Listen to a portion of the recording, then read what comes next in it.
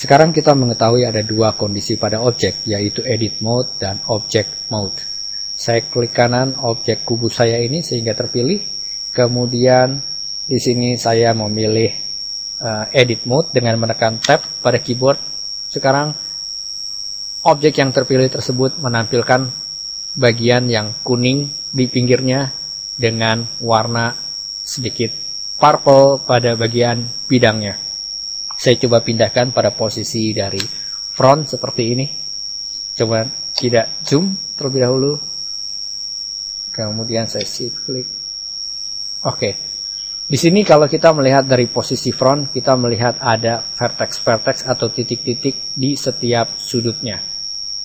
Saya coba sekarang dengan posisi sedikit perspektif. Saya menekan 5 pada keyboard. Ini posisinya sepertinya terbalik. Oke, seperti ini. Saya coba buat dulu.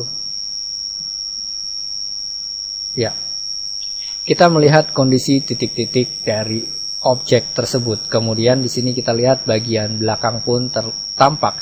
Ini karena optional limit selection to visible-nya tidak aktif. Kalau sekarang saya klik seperti ini, maka bagian belakangnya tidak terpilih. Kita akan melihat fungsinya ini kemudian. Pada kondisi edit mode, di sini kita mempunyai pilihan yaitu vertex, titik-titik.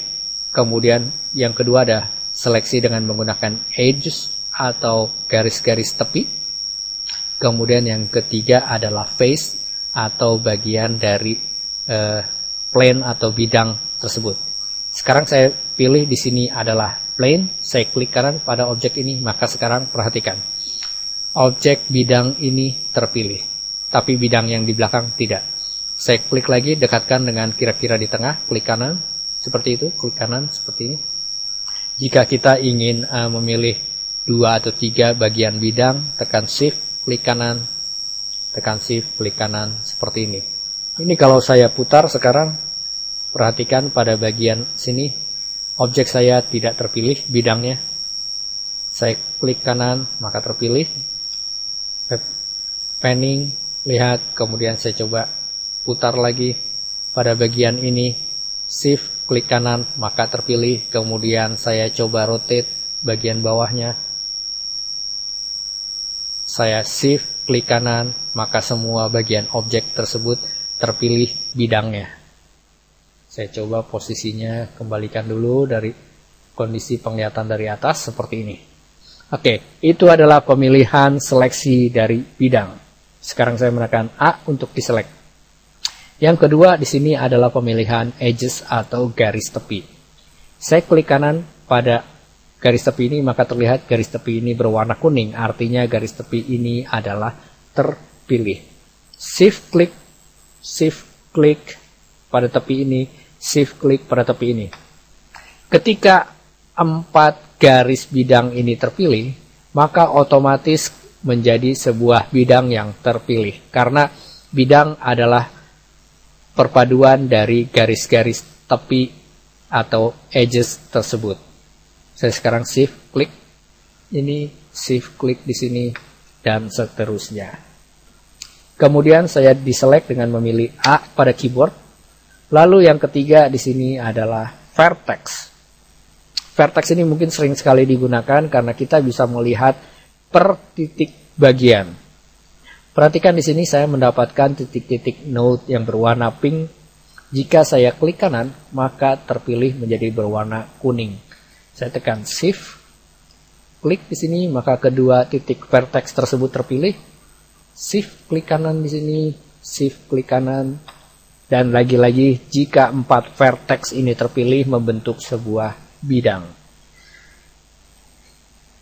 Kemudian di sini perhatikan ada icon yang disebut dengan limit selection to visible. Artinya memilih sekarang terlimit dari apa yang terlihat tampak dari kamera kita atau dari screen user kita. Jika saya memilih ini, saya klik uncheck, maka sekarang terlihat garis bidang di belakangnya, sehingga kita bisa memilih vertex atau bidang ataupun edges dari bagian belakangnya. Saya tekan Shift, klik kanan, maka perhatikan sekarang bagian yang di belakang ini pun terpilih. Ini adalah opsional. Kita waktu memilih, maka pastikan jika hanya ingin memilih bagian depan saja, pastikan dia sekarang limit to selection. Contohnya adalah jika saya sekarang di-select, tekan A, kemudian saya pindah pada posisi 1, seperti ini, front, kemudian saya tekan 5 untuk kondisi ortografik. Perhatikan di sini, saya menggunakan border selection, menekan B pada keyboard, kemudian saya klik dan drag pada bagian bawah ini, seperti ini, maka kedua vertex ini terpilih. Tetapi perhatikan di sini adalah posisi limit selection-nya tidak aktif, maka ketika saya klik dan drag untuk melihat dari posisi ini, perhatikan sekarang bagian belakang ini terpilih karena limit to selection-nya tidak aktif.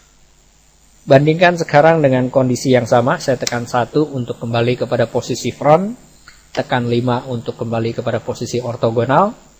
Saya di-select, tekan A, tidak memilih, kemudian saya menekan B untuk border selection, klik dan drag dengan mouse kiri, memilih kedua objek ini dengan posisi tadi adalah menyala, klik dan drag untuk melihat sekarang pada view yang lain, saya lihat perspektif view, perhatikan sekarang kedua vertex di belakangnya tidak terpilih. Ini karena kita melimitasi selection pada visible.